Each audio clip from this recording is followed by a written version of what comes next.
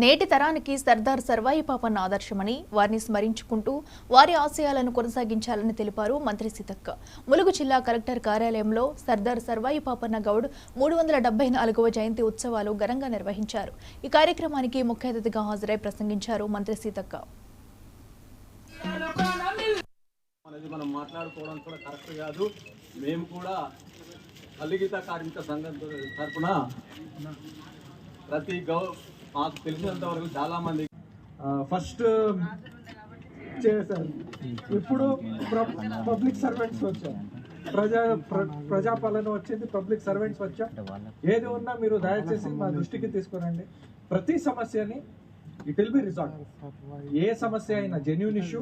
ఎందుకంటే ఒక సమస్య మన లెవెల్లో సాల్వ్ అవుతుంది, ఒక సమస్య పై లెవెల్లో సాల్వ్ అవుతుంది. అది ఎక్కడెక్కడ ఆవిష్కరించవలసిందిగా పెద్దలను కోరుతున్నాం.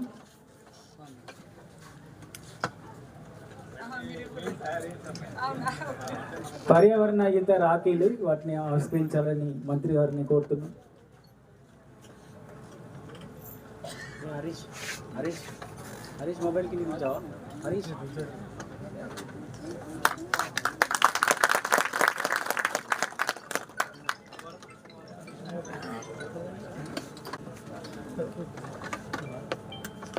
ఇలా ప్రజల కోసం, ఉమ్మడి హక్కుల కోసం, సమాజం కోసం పనిచేసి మార్పుకు కారణమైనటువంటి వాళ్ళను మనం ఎప్పుడూ కూడా గుండెల్లో పెట్టుకోవాలి.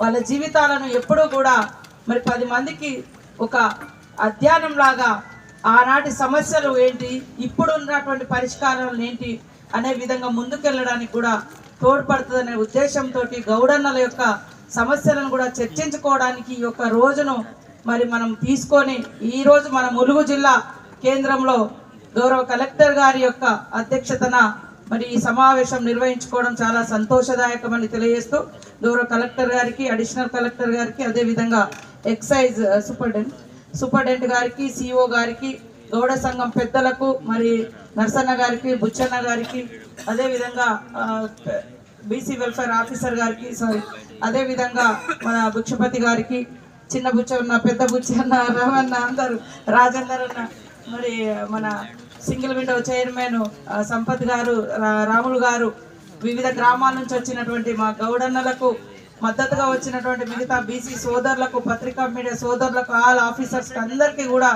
ఈ యొక్క జయంతి ఉత్సవ శుభాకాంక్షలను తెలియజేస్తా ఉన్నాను. తప్పకుండా ఇప్పుడు కూడా మహనీయులను అనేది మర్చిపోతే మనకు మనుగడ ఉండదు, ఎందుకంటే భవిష్యత్తు కూడా ఉండదు. మహనీయుల యొక్క త్యాగాలను